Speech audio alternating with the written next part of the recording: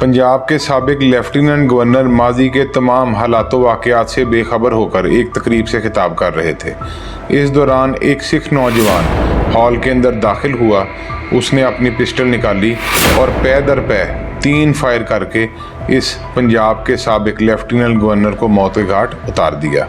मरते हुए इस साबिक लेफ्टिनेंट गवर्नर की आंखों में एक हसरत थी और वो अपनी आंखों से ये सवाल कर रहे थे कि क्यों। इस क्यों के अंदर 21 साल की इस नौजवान की, जिसने इस साबिक लेफ्टिनेंट गवर्नर को कत्ल किया, इसकी जद्दोजहद शामिल थी, अज़म शामिल था और उसने इनके इस मजालिम के ख़िलाफ़ अपने आप को तैयार किया था और 21 सालों तक जो कश सहे थे। इस क्यों के अंदर उसके जवाब मौजूद हैं और इस क्यों के अंदर इसका भी जवाब मौजूद है कि किस तरह इस साबिक लेफ्टिनेंट गवर्नर की हदायत पर 1000 से ज़ायद बेगुनाह इंसानों को मौत के घाट उतार दिया गया और 1500 के करीब अफराद शदीद ज़ख्मी हो गए।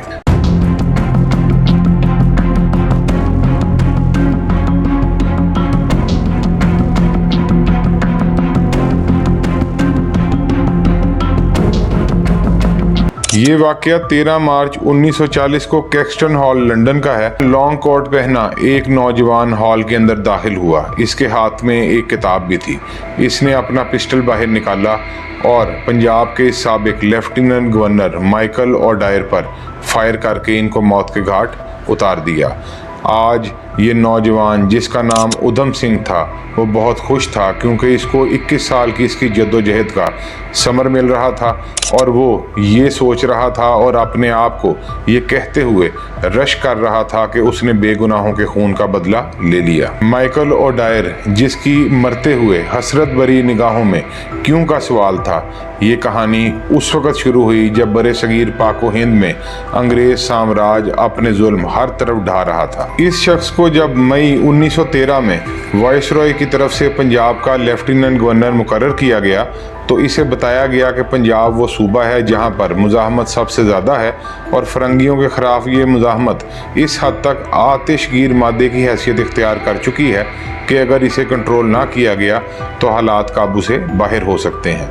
कहा जाता है कि माइकल ओडायर को जिस वक़्त पंजाब का लेफ्टिनेंट गवर्नर मुकर्रर किया गया और वायसरॉय ने इन्हें पंजाब की जिस तरह की सूरत हाल से आगाह किया, उस वक़्त से ही उनके दिलो दिमाग के अंदर पंजाब के हवाले से एक ऐसा डर पैदा हो गया जिसने आगे जाकर इन्हें जल्लाद बना दिया और इन्होंने इतने जुल्म ढाए कि तारीख आज भी इन्हें स्याह हरूफ में याद रखती है। माइकल ओडायर ने पंजाब के लेफ्टिनेंट गवर्नर का ओहदा संभालते ही हालात को इंतहाई सख्त कर दिया।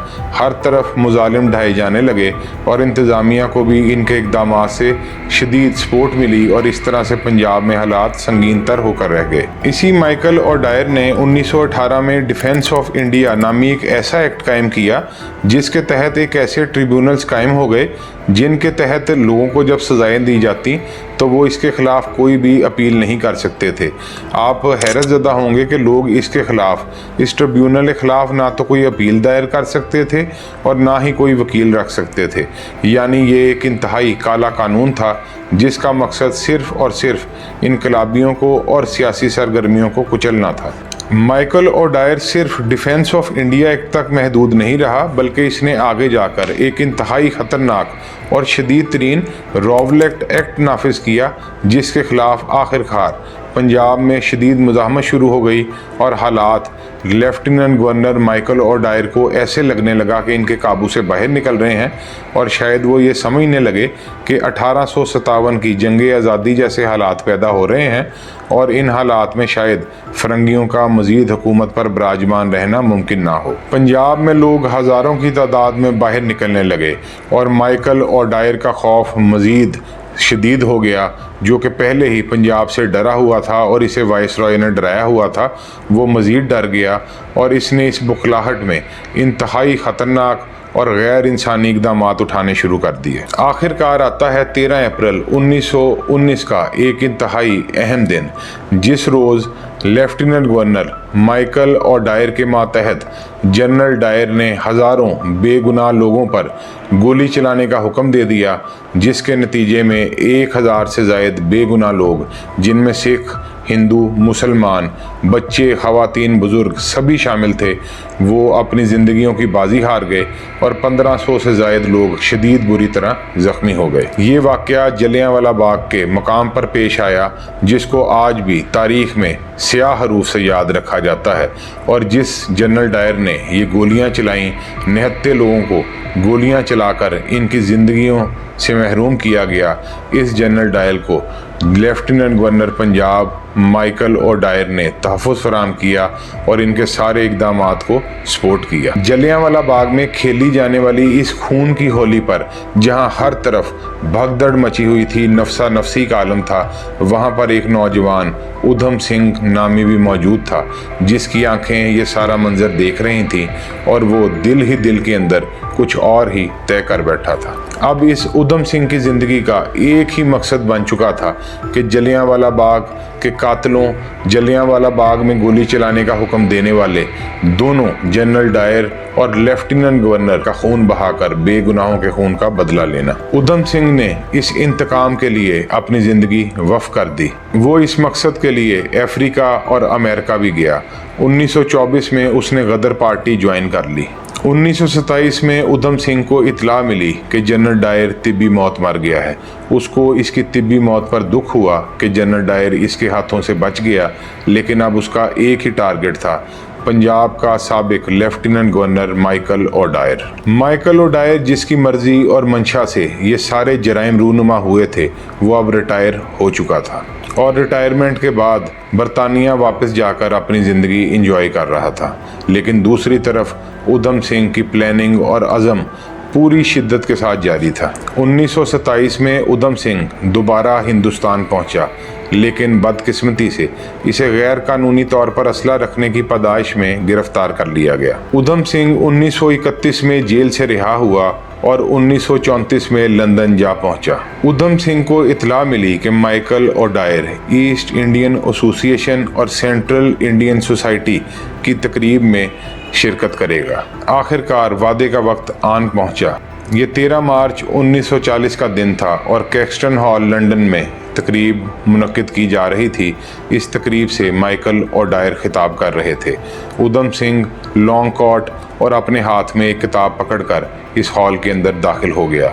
उसने अपना पिस्टल निकाला और पै दर पै 3 फायर करके माइकल ओडायर को मौत के घाट उतार दिया। माइकल ओडायर के मरते वक्त आंखों में जो सवाल थे कि क्यों, इस सवाल का जवाब जलियांवाला बाग और उधम सिंह का उन बेगुनाहों से वो वादा था, उनकी रूहों से वो वादा था, जिसको आज उसने अपनी 21 साला जद्दोजहद के बाद पूरा कर दिया था।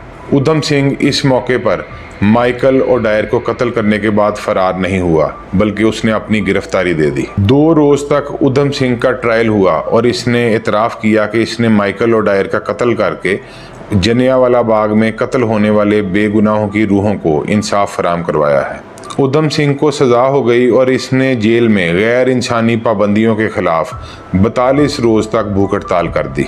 31 मार्च 1940 को उधम सिंह को फांसी दे दी गई, लेकिन उधम सिंह की फांसी के बाद बरे सगीर में आज़ादी की तहरीक मज़ीद तेज़ हो गई और आखिरकार 1947 में फ़रंगियों को बरे सगीर छोड़ना पड़ा, यहाँ से रुखसत होना पड़ा। 1974 में उधम सिंह का जस्दे खाकी लंदन से भारत लाया गया और फिर इसके बदन की राख को सतलुज की लहरों की नज़र कर दिया गया। वही सतलुज की नहरें जहां भगत सिंह, सुखदेव और राजगुरु के बदन की राख को इनकी लहरों की नज़र किया गया था। उधम सिंह 26 दिसंबर 1899 को पंजाब के एक छोटे से गांव सोनम में पैदा हुआ था और बचपन में ही इसके वालिदैन वफात पा गए थे, लेकिन इसने बरे सगीर में इनकलाब की राह में जो अपना किरदार अदा किया और जिस तरह उसने लंदन जाकर माइकल ओडायर को मौत के घाट उतारते हुए जलियांवाला बाग के बेगुनाहों को इंसाफ फराहम किया, ये इस बात की दलील है